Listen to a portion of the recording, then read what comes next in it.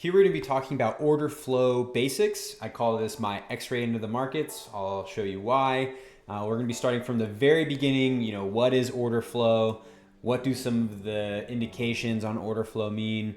We'll cover that all. So first things first, what is order flow? This is just the executed orders in the market. These are what move the markets. And earlier we've talked about how the market is an auction, right? So when there's lots of people bidding on something, that will drive the price up. If they're bidding for higher prices, the market will also work to the downside, right? So if there was such thing as a market auction to the downside, it would show as well. If you could see sellers in an auction and lots of people selling, it's going to decrease the price. This is the general law of things being too overpriced or if they're too cheap, right? I think I've used this example before. If you go to buy a Ferrari, and that Ferrari is normally $300,000, but they have it listed at $200,000, there's going to be more interested buyers, and that will eventually drive the price higher as there's less supply, as there's less cars to purchase, or vice versa, right? If that Ferrari that's normally $300,000 is now $400,000, less people are going to be interested in buying that because it's too expensive. This is the same way that the market works. When it's overpriced or when it's undervalued, people will react to those prices and you'll see the market move. I want you to think of this concept here because this is how we trade, especially using our supply and demand trading strategy. We want to move with the flows of the market, the waves of the market. And if the waves are pushing us in a direction, we want to ride those waves. It's impossible to fight them. I'm talking about a 30, 40-foot wave. There's no way you want to go against that. It's going to push you in the other direction, or you're going to tumble around underwater forever having to hold your breath. It's going to be dangerous. It's going to be bad. Same thing goes for trading. That's why we want to trade with institutions. And that's why order flow and volume is so helpful, because it shows us or gives us an indication of where those waves are going, where those buyers or sellers might be trapped, and how the market wants to move based on the market auction. So we've already talked about how volume can be read traditionally. Here on the left-hand side, you see a normal bar chart, 5-minute chart from TradingView.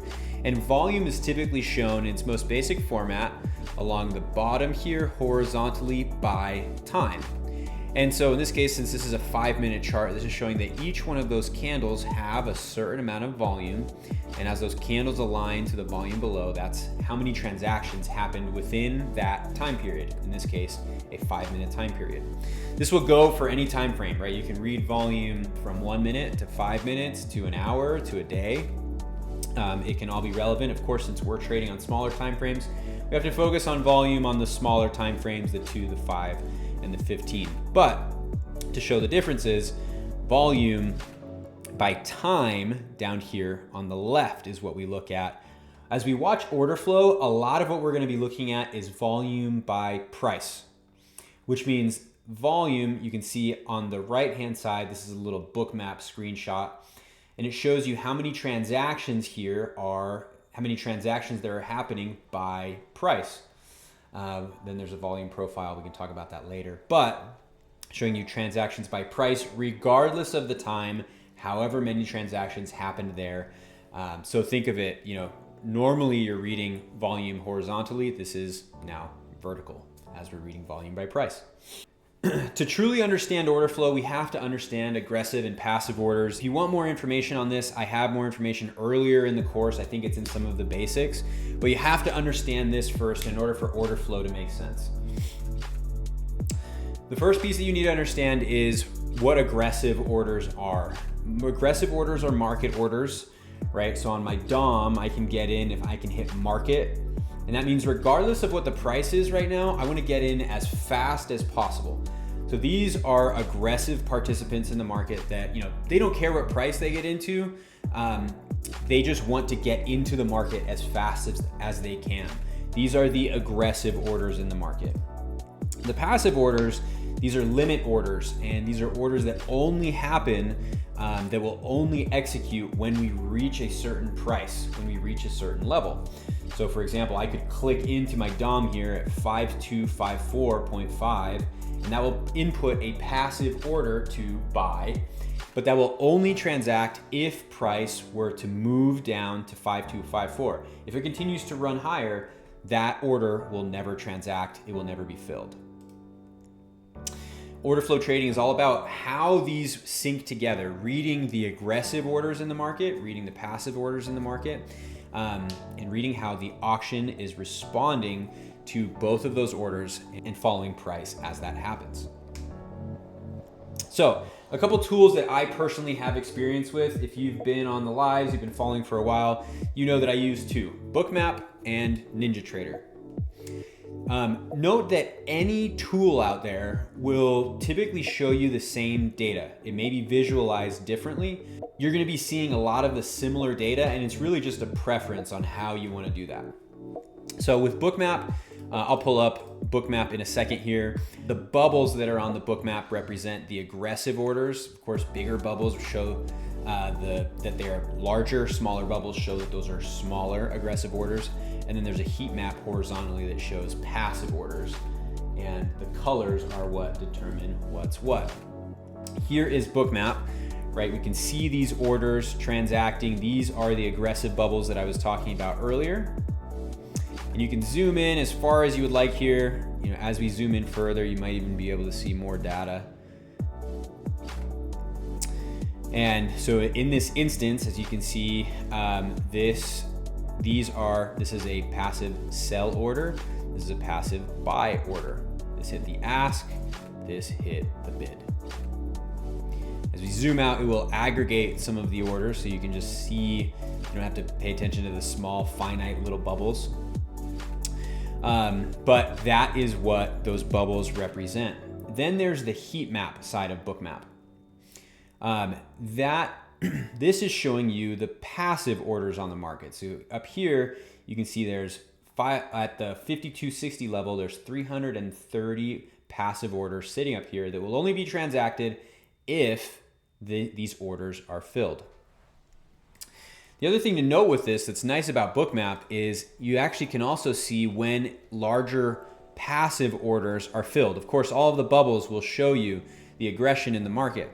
But when you see this area here where there used to be a bar of orange, this shows passive orders were taken out. As aggressive orders came up here, they were taken out. They're no longer sitting on the market heat map. That's going to be important for later, but showing how these transact amongst each other is very important. Now, one thing I like to always mention, no matter what type of heat map you're watching, just because you see passive orders somewhere doesn't mean that those are always going to be there if price reaches them. It's just a level that has a higher amount of orders. These orders can be removed ahead of time. So I never use these as hard levels. I think it's important to know where liquidity is at. And so I often will zoom out on my charts to see where the larger levels of liquidity are. So now we've zoomed out pretty significantly, and you can see there's a big level of liquidity here at the 5260s, some up here at the 5270s, and then some lighter stuff down below. But the market will often look for liquidity, especially when bigger players are involved, because the bigger players in the market need liquidity in order to transact. If you're going to take $1 million position, you likely cannot enter all of that position at one time at the same price. Because that order is so big, it's going to move the market. And so oftentimes bigger players are looking for these areas to place their trades. So it's important to know, and that's sometimes why I mention, early on the lives, where our areas of liquidity are, because the market might want to go find them. The other piece of Bookmap here that I am starting to utilize is the depth of market, the DOM. So the thing about Bookmap is, from what we've looked at so far, we don't really have any numerical differentiation based on these bubbles. It's just visual, right? A bigger bubble is bigger than a smaller bubble, and you kind of have to read based on the size. Now I do like that. You know, it's again a preference thing here. But if you want the numerical differences, this is showing you the same data as before. Let me pull this up here. Starting with the bid and the ask. And that's what these bubbles are. We're seeing the aggressive orders hitting the bid and the ask as they are transacted. So you can see those here. If you want to see it numerically, this is often helpful. This is customizable, right? We can move this around however we want. This also shows additional data. I really like using the volume profile delta. Delta just shows you the basically the math between the large buy orders subtracting the large sell orders. So at this level, at 5256.25, there's negative 502 orders. So sellers were more aggressive in an area. We'll talk more about how we can utilize these strategies later, but we have that profile delta. We have the session volume profile. So this is for the entire session, for the entire time that session has been open, how many transactions were placed during the session. And then your volume profiles for just the sells, just the buys. Lots of strategies around this. Most of the time I'm using the bubbles and the heat map, and that will often give me enough data, at least for what I like to do. Now, the other tool that I use every day is NinjaTrader's order flow tools. This again is the same type of data, just visualized differently. I started using order flow with NinjaTrader, and I started off by using their footprint chart. We're gonna go into, again, the bid and the ask and how you can set that up, or the delta, a couple of things that are customizable there. Like Bookmap, the darker areas horizontally show more orders placed there.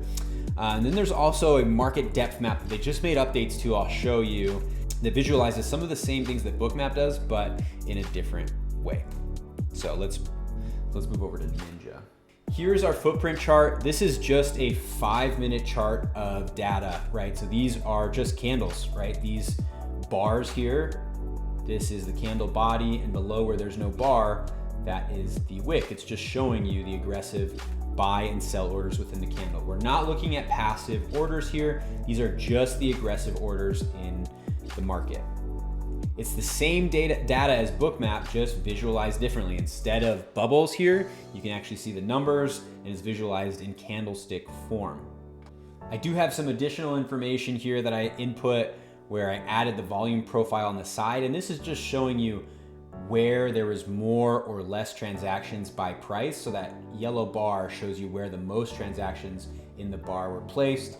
I also added some data down below. The delta per bar shows you the aggressive buy orders subtracted by the sell orders within that bar. And then the cumulative delta before is just keeping a running tab on the buy orders subtracted by the sell orders throughout the session.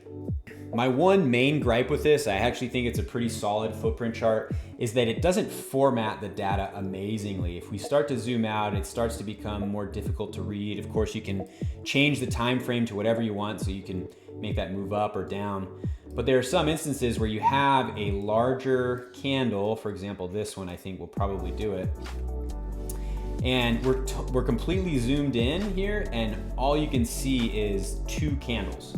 You can always move it over if it's live to just viewing the one candle that you're in, and that will enable you to see that one candle. But then you lose all of the context for the other candles before. Just a preference thing.